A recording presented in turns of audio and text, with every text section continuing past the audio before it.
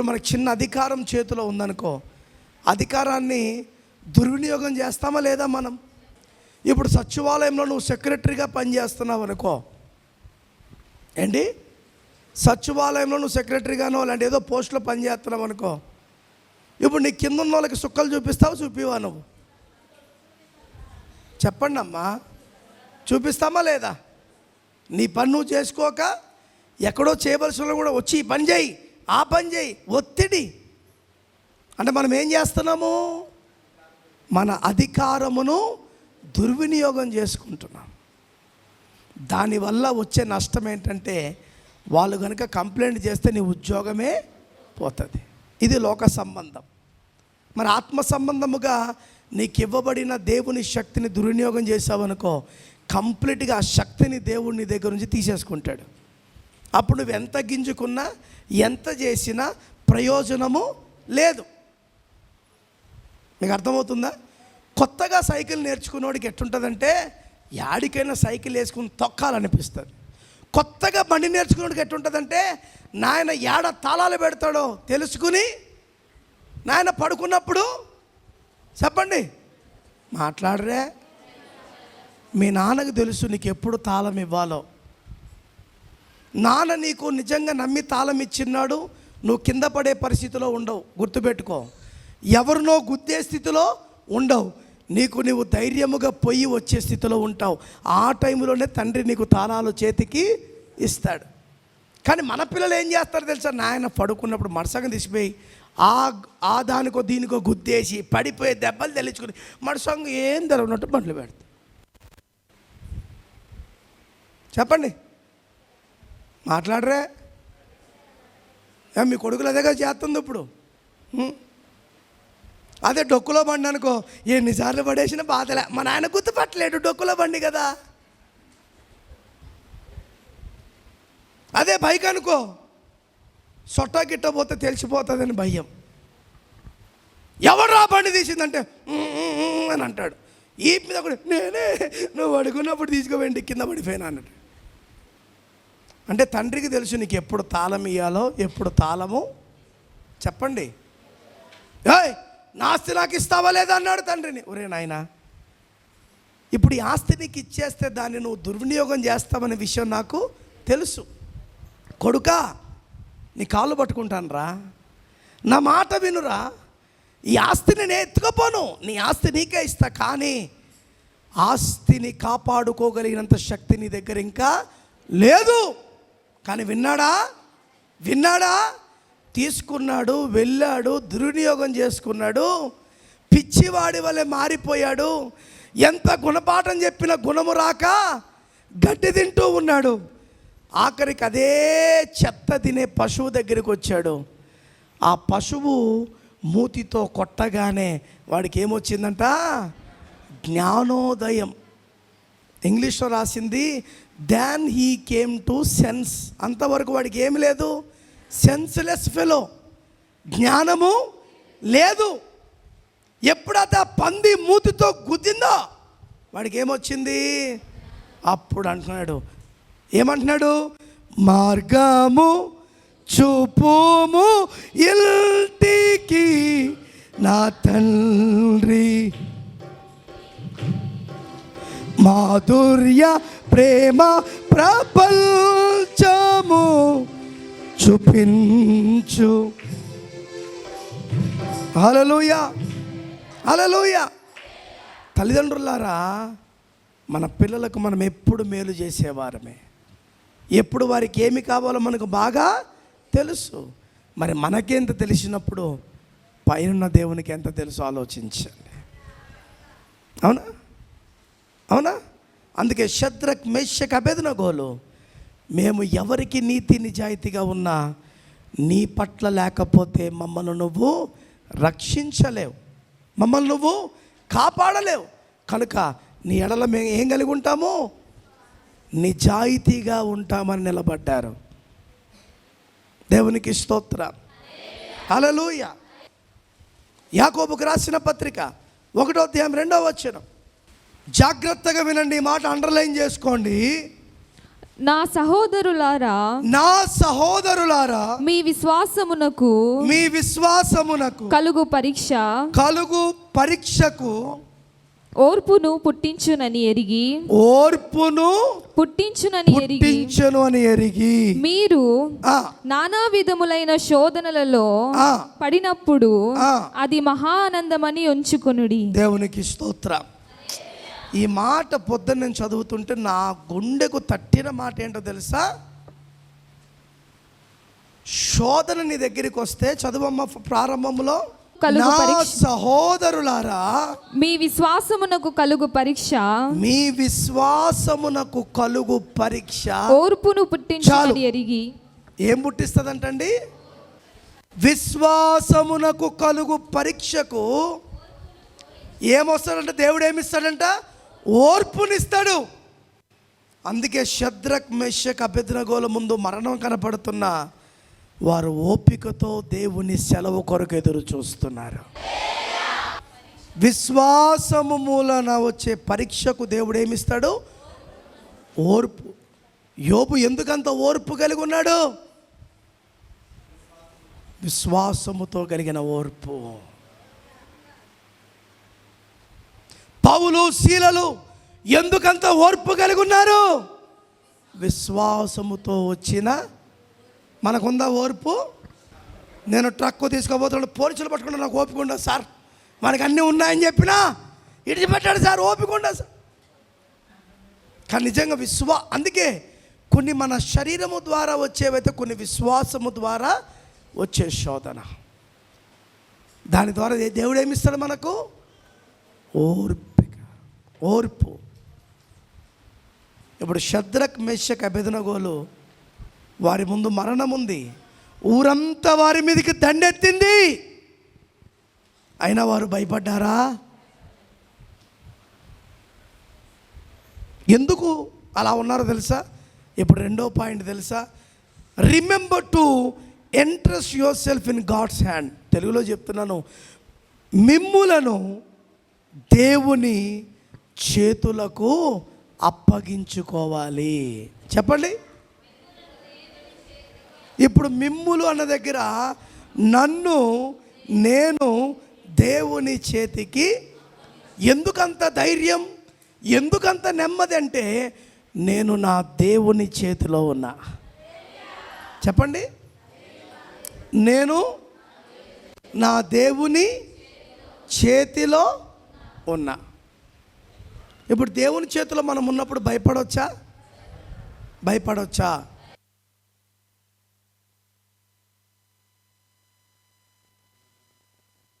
ఎవరు నన్ను పైకి ఇసిరారో వాళ్ళే పట్టుకోండి. నేను ఎవరి చేతిలో ఉన్నా? షద్రక్, మేషక్, అబేద్నెగోలు లోక సంబంధంగా చూస్తే ఎవరి చేతిలో ఉన్నారు? వాళ్ళు రాజు చేతిలో ఉన్నారు, రాజభటుల చేతిలో ఉన్నారు. ఇది శారీరకంగా. కానీ ఆత్మీయంగా వారు ఎవరి చేతిలో ఉన్నారు? మా సమస్తము నీకు ఇచ్చేసాం, నీ చేతిలో ఉండగా మాకు భయం. వాడు అగ్ని కాదు కదా, ఏం పెట్టుకున్నా మనం యాడున్నాడు రా దేవుడు? ఒరే షద్రక, ఒరే మేషక, ఎక్కడున్నాడు రా దేవుడు? ఇప్పుడు చంపేస్తారంటరా, ఎందుకు వచ్చిన గొడవ? రాజా చేసినాను చూడు, అయిపోయా. మన మాతే ఎవరి చేతికి సమర్పించబడ్డారు? దేవుని చేతికి సమర్పించబడ్డారు. హెబ్రీయులకు రాసిన పత్రిక 13వ అధ్యాయం 6వ వచనం. నిన్నేమాత్రమును విడువను, నిన్ను ఎన్నడను ఎడబాయనని ఆయనే చెప్పాను కదా. కాబట్టి ప్రభువు నాకు సహాయుడు, నేను భయపడను. నరమాత్రుడు నాకేమి చేయగలడు? నరమాత్రుడు నాకు ఏమి చేయగలడు అని మంచి ధైర్యముతో, వారికున్న ధైర్యముతో చెప్పగలవారమై ఉన్నాము. ఏ ధైర్యం అంట? చెడు ధైర్యము కాదు, మంచి ధైర్యం. అర్థమైందా? అసలు దేవుడు మా పక్షాన ఉండి నరులు మమ్మల్ని ఏమి చేయగలుగుతారు? చాలామంది పడుకుంటున్నారు, జాగ్రత్త. హెబ్రీయులకు రాసిన పత్రిక 13వ అధ్యాయం 6వ వచనం. కాబట్టి ప్రభువు నాకు సహాయుడు, ప్రభువు నాకు సహాయుడు, నేను భయపడను, నరమాత్రుడు నాకేమి చేయగలడు. ఏమండి, షద్రక్ మెషక్ అబేద్నెగోల చుట్టూ కొన్ని వందల మంది నిలబడ్డారు.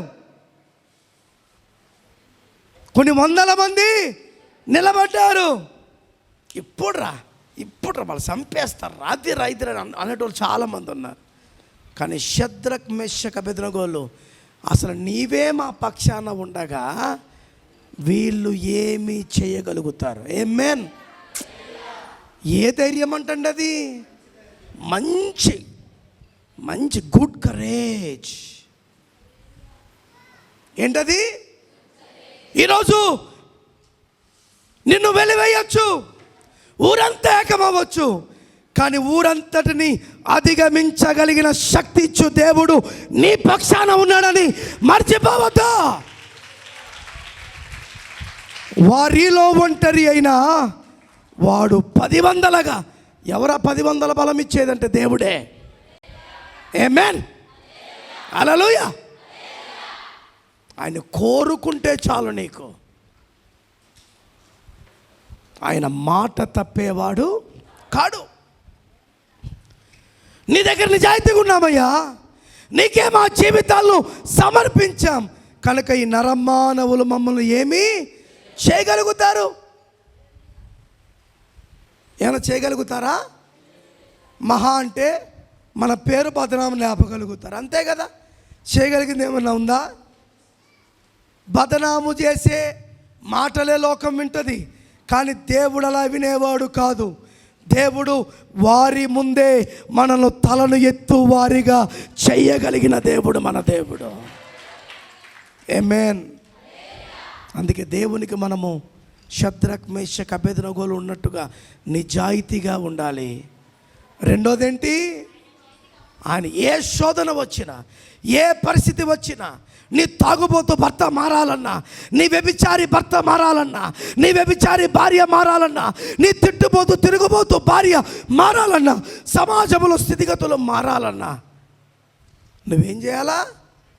ఆయన చేతికి అప్పగించాలి. ప్రభా, నేనాతే చేయలేనయ్యా, ఇది నువ్వు తప్ప చేయగలిగిన వాడు ఎవడూ లేడయ్యా. ఆయన నువ్వు నా పక్షాన ఉండగా నాకు విరోధి ఎవడు? దేవునికి స్తోత్రం. హల్లెలూయా, హల్లెలూయా. మూడోది వారు నేర్పిస్తున్న గొప్ప పాఠం ఏంటో తెలుసా? Remember God will be with you. దేవుడు నీతో ఉంటాడని మర్చిపోవద్దు. హల్లెలూయా. దేవుడు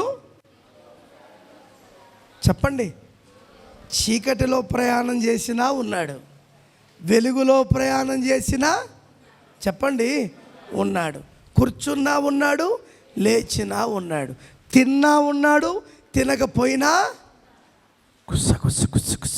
అని మాట్లాడుతున్నా ఉన్నాడు, అకోయ్ అని పిలిచినా. అందుకే దేవునికి పెట్టబడిన పేరు ఏంటో తెలుసా? Omni present. ఆయన ఓమ్ని ప్రజెంట్ అంటే ఈజ్ ఎవ్రీవేర్. ఇప్పుడు షద్రక్ మెషక్ అబేద్నెగోలు అనుకుంటున్నారు, నీవు ఇప్పుడు కూడా మాతోనే ఉన్నావు, మాకు భయము లేదు. ఆమేన్. దానియేలా, రాజనకాలు నిలబడ్డావు కదా, మా గురించి రాజుకు చెప్పు నాయనా అని అడవట్లేదు. మరి ధైర్యం ఏంటంటే తెలుసా? దేవుడు ఇప్పటికీ మాతోనే ఉన్నాడు. ఆమేన్. హల్లెలూయా, హల్లెలూయా. నీవు నా తోడు నావయ్యా, నాకు భయమేలా నా యేసయ్యా, నీవు నాలోనే ఉన్నావయ్యా, నాకు దిగులేలా నా మెస్సయ్యా, నాకు భయమేలా, నాకు దిగులేలా, నాకు చింతేలా, నాకు భీతేలా, నాకు భయమేలా, నాకు దిగులేలా, నాకు చింతేలా, నాకు భీతేలా, నీవు నా తోడు ఉన్నావయ్యా. 361వ పాట మన బ్రేక్ త్రూ పాటల పుస్తకంలో 361వ పాట. నీవు నాలోనే ఉన్నావయ్యా, నాకు దిగులేలా నా మెస్సయ్యా. హల్లెలూయా. షద్రక్ మేషక్ అబేద్నెగోలు అంటున్నారు, నీవు మాతో ఉండగా మాకు భయము ఎలా. హెబ్రీయులకు రాసిన పత్రిక 13వ అధ్యాయం 5వ వచనాన్ని చదువుకుందాం. ధనాపేక్ష లేని వారై, హెబ్రీయులకు రాసిన పత్రిక 13వ అధ్యాయం 5వ వచనము. ధనాపేక్ష లేని వారై, ధనాపేక్ష లేని వారై, మీకు కలిగిన వాటితో తృప్తి పొందియుండుడి. మీకు కలిగిన వాటితో తృప్తి పడి ఉండుడి. నిన్ను ఏమాత్రమును విడువను, నిన్ను ఏమాత్రమును విడువను, విడువను, నిన్ను ఎన్నడును నిన్ను ఎడబాయను ఎన్నడును ఎడబాయను అని ఆయనే చెప్పాను కదా. అని ఎవరు చెప్పారంటండి? ఇప్పుడు చెప్పండి. ఈ మనోహరతో నా దేవుడు చెప్పాను. మీరు అనండి, మీ పేరు పెట్టుకోండి అక్కడ మనోహర్ దగ్గర, ఇటు అనండి. ఈ మనోహరుతో నా దేవుడు చెప్పాను.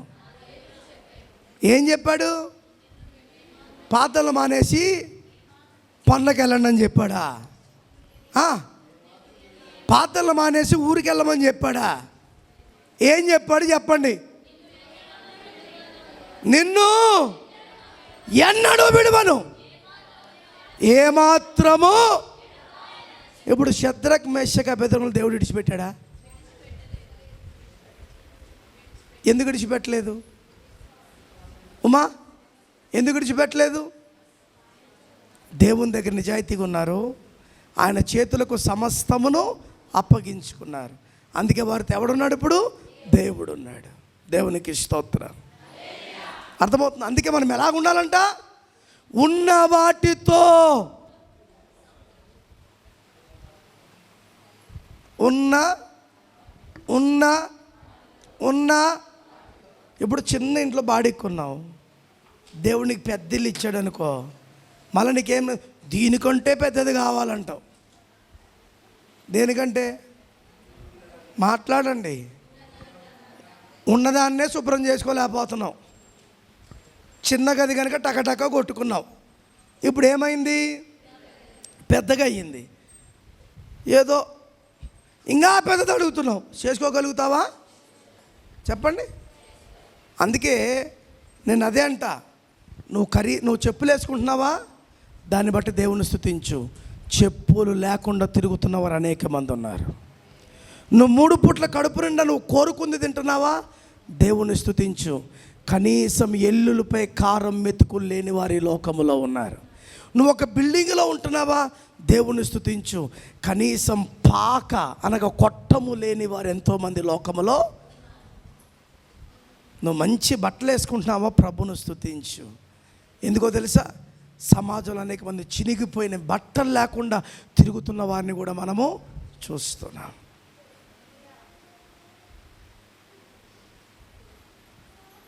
షద్రక్ మేషక్ అబేద్నెగోలు ఈ జీవితాన్ని బట్టి నేను స్తుతిస్తున్నాం. మా జీవితము ఉన్నది ఎందుకు తెలుసా? నిన్ను ప్రచురము చేయడానికే. భయపడలే. వారికి ఇవ్వబడిన దాంట్లో ఉన్న దాంట్లోనే వారు ఎవరిని స్తుతిస్తున్నారు? నీ ప్రతిభకు మొక్కవలసిన చింత మాకు లేదు. మేము ఆరాధిస్తున్న దేవుడు, మేము సేవిస్తున్న దేవుడు ఈ వేడిగల అగ్నిగుండము నుండి మమ్మల్ని కాపాడగలుగుతాడు. ఒకవేళ కాపాడలేకపోయినప్పటికీ నీ ప్రతిభకు మొక్కవలసిన చింత మాకు లేదు. మేమేంటో దేవునికి తెలుసు. మేమున్న దాంట్లోనే ప్రభువును స్తుతిస్తాం. దేవునికి స్తోత్రం. హల్లెలూయా, హల్లెలూయా. ఉన్నవారిని కుళ్ళుకోద్దు, నా దగ్గర లేదు అని బాధపడద్దు. నీవు అనుభవించాలంటే అన్నీ నీ కాళ్ళ దగ్గరికే దేవుడు పంపిస్తాడు. హలో, వింటున్నారా? యాడికి? నేను అదే నమ్ముతా. నా మీద కూడా గునుక్కునే వాళ్ళు చాలామంది ఉంటారు. ఇంత అవసరమా, ఇది అవసరమా, అది అవసరమా? నాకేం అవసరమో నాకంటే ముందు నా తండ్రికి తెలుసు. అర్థమవుతుందా? నీకు తెలవలసిన పని లేదు. నీకు తెలవలసిన పని లేదు. ఎవరికి తెలుసు? అందుకే ఆయన హెచ్చించగా నిన్ను తగ్గించువాడు ఎవడు లేడు, ఆయన నిన్ను తగ్గించగా నిన్ను హెచ్చించువాడు ఎవడు? చెప్పండి, అవునా? అవునా? అది దేవుని పనిలో ఉన్న అద్భుతం. సారికి అది అవసరమా, సారికి ఇది అవసరమా, సారికి ఇన్ని సామాన్లు అవసరమా అని గునిగారు చాలామంది. మీ గుడుగుండు దేవుడు ఆశీర్వదించునుగాక. ఆమేన్. అర్థమైందా? నువ్వు చూస్తున్న కొద్ది ఇంకా దేవుడు డబ్బాలు నా ఇంటికి పంపించునుగాక. అది బాధపడద్దు, అది నీకు రావాలంటేనే వస్తాయి. ఎంత బలవంతంగా గింజుకున్నా రావు, అని ఏడిచినా రావు. రావాలనుకుంటేనే. ఆమేన్. ఆమేన్. అర్థమైంది? అందుకే లేని వాటి కొరకు బాధపడద్దు, ఉన్న వాటి కొరకు అతిశయించొద్దు. దేవునికి స్తోత్రం. ఒకరోజు రోజాలు ఇలాగే వాక్యం చెప్తూ ఒక ఆమెతో అన్న, మీ ఇంట్లో పెద్ద టీవీ వస్తే అన్న. ఆమె అన్నింది, నిన్నే మా ఇంటికి పెద్ద టీవీ వచ్చింది, మీకు ఎవరు చెప్పారని అడిగింది నన్ను. అదే దేవుని ప్రేరణ. హల్లెలూయా. రోజాలో కొత్తగా రక్షింపబడి వస్తున్న చర్చ ఆమె. నేను ఏదో మాటల సందర్భంగా ఏమని చెప్పబోయానంటే, ఇప్పుడు ఈ ఇంట్లో పెద్ద టీవీ ఉంది, పక్కింటి ఆమె ఇంట్లో పెద్ద టీవీ ఉండదు.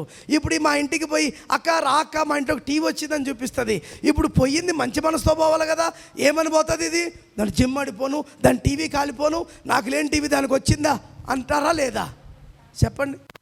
దీనికి ఇంత బిల్డప్ అవసరమా? దీనికి ఇంత షేర్ అవసరమా? ఇచ్చాడు కట్టుకుంటుంది, నీకు బాధ ఏంటి?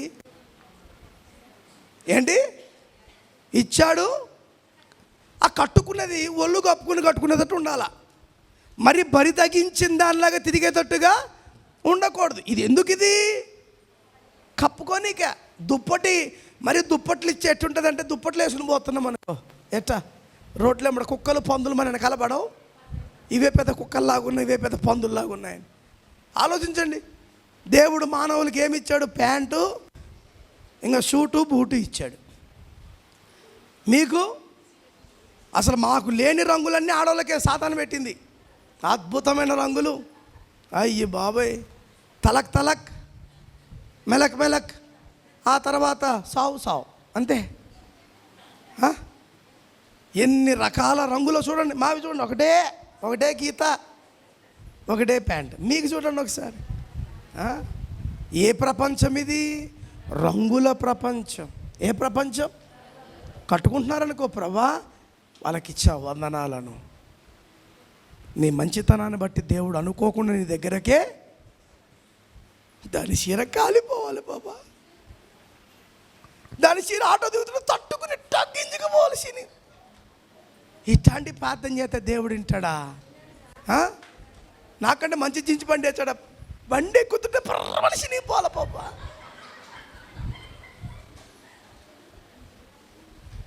మళ్ళీ యా టైలర్ దొరకకూడదు, నేను అది కుట్ట నీకే అట్ట చెయ్యి నాయన. వా, తప్పు కాదు. మళ్ళీ మనం ఏమని ప్రార్థన చేస్తాం? దేవుణ్ణి స్తుతించుడి, పాతనదే పాటదే. మళ్ళీ ఏమంటున్నావు? మన ప్యాంటు చినిగిపోవాలా, ఈమె చీర కాలిపోవాలా? ఉన్న దానిలోనేమవ్వాలి? చెప్పండి. షద్రక్ మేషక్ అబేద్నెగో లేపు ఏ రోజు కూడా కీర్తి ఘనతలు పొందుకోలేదు. వాళ్ళు మాకు ఇవి కావాలని ఎప్పుడు కోరుకోలేదు. వారి నమ్మకత్వాన్ని బట్టే దేవుడు ఏం చేశాడు? లేవనెత్తాడు. ఈరోజు మన జీవితాల్లో కూడా మనము స్థిరముగా బలంగా ఉండాలంటే మనను లేవనెత్తవలసిన వాడు ఎవరో తెలుసా? దేవుడే. దేవుడు లేకపోతే మన జీవితాల్లో ఏమీ లేదు. దేవునికి స్తోత్రం కలుగును గాక. హల్లెలూయా. ఫస్ట్ మాట పూర్తిగా చెప్పండి. అన్నం తిన్నామంటే తిన్నానంటే దానికి సమాధానం. ఏం తిన్నామన్నా కూడా తిన్నాను అంటే అర్థమవుతుందా? అన్నం తిన్నామంటే తిన్నానంటే తిన్నట్టు. ఏం తిన్నామని అడిగినప్పుడు తిన్నాను అంటే చెప్పండి. ఇప్పుడు ఫస్ట్ మాట ఏం చెప్పాను నేను? మరి ఇవన్నీ చెప్పండి. నిజాయితీ నిజాయితీ నిజాయితీ అంటావేంటి? పూర్తిగా చెప్పండి. రెండోది, నన్ను నేను దేవుని చేతికి. మూడోది ఏంటి? దేవుడు నిశ్చయముగా నాతో ఉన్నాడని. దేవునికి స్తోత్రం. అందుకే మోషేతో అంటున్నాడు, నేను ఉన్నవాడును అనువాడని అంటాడు. I'm alpha and omega, I'm the first and the last. కనుక నిశ్చయముగా ఆయన ఎవరితో ఉన్నాడు? నాతో. ఇప్పుడు నాలుగోది ఏంటో తెలుసా? Finally remember that God will come through for you. చివరికి దేవుడే నీ కోసము వస్తాడు అని మర్చిపోవద్దు. దేవునికి స్తోత్రం. ఆయన మన కొరకు రావాలి అంటే మనం ఆయన ఎడల నిజాయితీ కలిగి ఉండాలి, ఆయనకు సమర్పించబడాలి. ఆయన నాతోనే ఉన్నాడని నువ్వు కోరుకోవాలి. నాలుగోది, నిజముగా ఆయన వచ్చేస్తాడు. హల్లెలూయా. బబులోను దేశమందున ఆ ముగ్గురు భక్తులు మొక్కనందున, బబులోను దేశమందున ఆ ముగ్గురు భక్తులు బొమ్మకు మొక్కనందున, పట్టి బంధించి రాజు అగ్నిలో పడవేసి, పట్టి బంధించి రాజు అగ్నిలో పడవేసి. ఆగండి. వేసిన వారిని ఎంతమంది? ఇప్పుడు భక్తులను తెలుసా? నాలుగో వాడు ఉండాలేదా? ఓ భక్తుడా రాజు రమ్మని పిలువాలేదా? నాలుగో వాడు ఉండాలేదా? ఓ భక్తుడా రాజు రమ్మని పిలువాలేదా? భయము చెందకు భక్తుడా, ఈ మాయాలోక ఛాయలు చూచినప్పుడు. బోలో క్రీస్తు మహారాజుకి. అమ్మా, నా పిల్లలు నిజాయితీగా ఉన్నారు, నా పిల్లలు నా చేతికి సమస్తమును అర్పించుకున్నారు, నేనున్నాను అనుకుంటున్నారు. ఇప్పటికైనా నేను వారి గురించి వెళ్ళకపోతే కష్టమని దేవుడు ఎక్కడికి వచ్చాడంట? ఎక్కడికి వచ్చాడు? అగ్నిలోకి వచ్చాడు. అగ్నిలోకి వచ్చాడు గనక వారి ఒక వెంట్రుక కూడా కాలలేదంటండి. 1 కొరింథీయులకు రాసిన పత్రిక 10వ అధ్యాయం 13వ వచనం. సాధారణముగా మనుషులకు కలుగు శోధన తప్ప మరి ఏదియు మీకు సంభవింపలేదు. దేవుడు నమ్మదగిన వాడు. మీరు సహింపగలిగినంత కంటే ఎక్కువగా ఆయన మిమ్మును శోధింపబడనీయడు.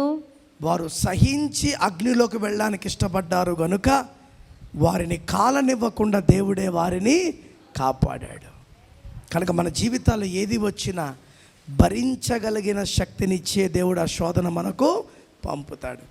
ఈ శోధన ద్వారా మనం ఏమవ్వాలంటే దేవుని కొరకు సువర్ణమైన పాత్రగా, చెప్పండి, సువర్ణమైన పాత్రగా. యెషయా గ్రంథము 43:2 అంటున్నాడు, జలములలో పడి నీవు వెళ్ళినప్పుడు నేను నీకు తోడైయుందును. నదులలో పడి వెళ్ళినప్పుడు నువ్వు వెళ్ళినప్పుడు అవి నీ మీద పొర్లి పారవు. నీవు అగ్ని హల్లెలూయా. నువ్వు అగ్ని మధ్యను నడిచినను కాలిపోవు. జ్వాలలు నిన్ను కాల్చు. దేవునికి స్తోత్రం. ఎవరుండాలండి మనతోటి? దేవుడు. షద్రక్, మెషక్, అబేద్నెగోలు నేర్పిస్తున్న 4 పాఠాలు ఏంటో తెలుసా? ఆయనకు నిజాయితీగా నువ్వు బ్రతుకు దేవుని కొరకు. రెండోది, నువ్వు దేవునికి సమర్పించబడు. మూడోది, నేను ఏ స్థితిలో ఉన్న దేవుడు నాకు తోడుగున్నాడని అనుకో. నువ్వు అలాగ అనుకుంటుంటే నీకు విజయమునివ్వడానికి నీ దగ్గరకు వచ్చేవాడు దేవుడే. ఇప్పుడు షద్రక్, మెషక్, చూడండి, దానియేలు గ్రంథం 3వ అధ్యాయము ఆఖరి వచనములో రాజు ఏమని పలుకుతున్నాడు? దానియేలు గ్రంథము 3వ అధ్యాయం ఆఖరి వచనము. అంతట నుండి ఆ రాజు శద్రకు మేషకు అబేద్నెగోయను వారిని ఆ బబులోను సంస్థానములో హెచ్చించెను. ఏమైనంట? వారు కలిగిన శోధనను బట్టి వారు హెచ్చింపబడ్డారు. ఈరోజు క్రైస్తవుడా, నా జీవితంలో వస్తున్న శోధనలను నీవు భరించి దేవునికి నమ్మకముగా ఉంటే నీ తలలను కూడా దేవుడు ఏం చేస్తాడు? హెచ్చిస్తాడు. రాజగు నెబుకద్నెజరు లోకమంతటా నివసించు సకల జనులకును దేశస్థులకును ఆయా భాషలు మాట్లాడు వారికి ఇలాగు సెలవిచ్చుచున్నాడు. మీకు క్షేమాభివృద్ధి కలుగును గాక. ఆమేన్. మహోన్నతుడగు దేవుడు నా ఎడల చేసిన అద్భుతములను సూచక క్రియలను మీకు తెలియజేయుటకు నాకు మనసు కలిగెను. ఆయన సూచక క్రియలు ఎంతో బ్రహ్మాండమైనవి, ఆయన అద్భుతములు ఎంతో ఘనమైనవి, ఆయన రాజ్యము శాశ్వత రాజ్యము. దేవునికి స్తోత్రం కలుగునుగాక. అంటే ఒక్క క్రైస్తవుడు దేవుని కొరకు బలంగా నిలబడితే నిన్ను శోధించిన వాడి నోట్లో నుండే ఆయన నామ మహిమను ఆయన చేసుకుంటాడు. అందుకే షద్రక్ మేషక్ అబేద్నెగోలు సింపుల్గా అనొద్దు, వారు ఎంతో కష్టపడ్డారు, దేవుని నిరూపణ చేయగలిగారు. ఎలాగా? కత్తితో కాదు, క్రోధముతో కాదు, కక్షలతో కాదు, ప్రేమతో, దేవుడు వారికి ఇచ్చిన స్థితితో. నిన్ను ఇబ్బంది పెట్టువారు, నిన్ను గేలి చేసిన అనేక మంది ఈ లోకంలో ఉండొచ్చు. వారిని బట్టి ప్రార్థన చేయి. ఎవడు నిన్ను గేలి చేశాడో వాడి నోటి నుండి అక్కడ ఏమని మాట్లాడుతున్నాడో తెలుసా? షద్రక్ మేషక్ అబేద్నెగోల దేవుడే పూజకు అర్హుడు అంటున్నాడు. దేవునికి స్తోత్రం. హల్లెలూయా. నువ్వు ఎక్కడన్నా ఉండు, ఎక్కడన్నా బ్రతుకు, నువ్వు బ్రతికిన చోట, ఉన్న చోట ఎవరికి మహిమ రావాలి? దేవునికే మహిమ. అలా మహిమ రావాలి అంటే ఆయన చిత్తానికి, ఆయన ఎల్ల నువ్వు ఎలాగుండాలి? నిజాయితీగా ప్రవర్తించాలి. ఆయన చేతులకు సమస్తమును సమర్పించుకోవాలి. ఆయన ఉన్నాడనుకోవాలి. 4వది, నీకు జయం ఇవ్వడానికి ఎవరు వస్తారు? దేవుడే వస్తాడు. దేవునికి స్తోత్రం. హల్లెలూయా. పద్మాసు అనే పట్టణం, గాలి లేని పట్టణం, చెట్టు నీరు లేని పట్టణం. ఆ దినమున దేవుని వాక్యం చెప్తుంది, నేను ఆత్మవశుడనై, ప్రభువు దినమున ఆత్మవశుడనై ఉండగా దేవుడే ఆ స్థలముకు దిగి వచ్చాడు. ఆయన దిగి వచ్చాడా? గాలి వస్తుంది. ఆయన దిగి వచ్చాడా? నీరు వస్తుంది. ఆయన దిగి వచ్చాడా? చెట్టు సస్యశ్యామలమే అక్కడ నిలబడుతుంది. నూనెలో వేసినా బతికాడంట. ఎవరు? యోహాను. ఎన్ని చిత్రహింసలు పెట్టినా బతికాడంట. ఇట్లా కాదురా అని ఎక్కడ పడేసారి తీసుకెళ్ళి. పద్మాస్ అంటే ఏంటో తెలుసా? అక్కడికి వెళ్ళినవాడు ఎవ్వడు తిరిగి రాడు, కానీ ఒకే ఒక్కడు తిరిగి వచ్చాడు, ఆయనే యోహాను. దేవునికి స్తోత్రం. హల్లెలూయా. కారణం చిత్తానికి లోబడ్డాడు, దేవునికి నిజాయితీగా ఉన్నాడు. 2వది, సమర్పించబడ్డాడు. 3వది, నేను ఏ స్థలములో ఉన్నానో నాతో ఉన్నాడు. 4వది, జయమునివ్వడానికి దేవుడే ఆ స్థలమునకు వచ్చాడు. ఈరోజు మనం అలా బ్రతకగలిగితే దేవుడే నిశ్చయముగా నీ దగ్గరికి వచ్చి నీకు రావలసినవన్నీ ఇచ్చేసిపోతాడు. దేవునికి స్తోత్రం. నీకు కలగవలసినవన్నీ కలిగింపజేసి వెళ్ళిపోతాడు. నేను ఎందుకంటున్నా, మానవుని నమ్మినట్టు దేవుని నమ్మొద్దు. మానవుడు వేడు, దేవుడు వేరు. మానవుడు మాట ఇచ్చి తప్పుతాడు, దేవుడు మాట ఇస్తే నెరవేరుస్తాడు. అందరూ తల్ల వంచండి.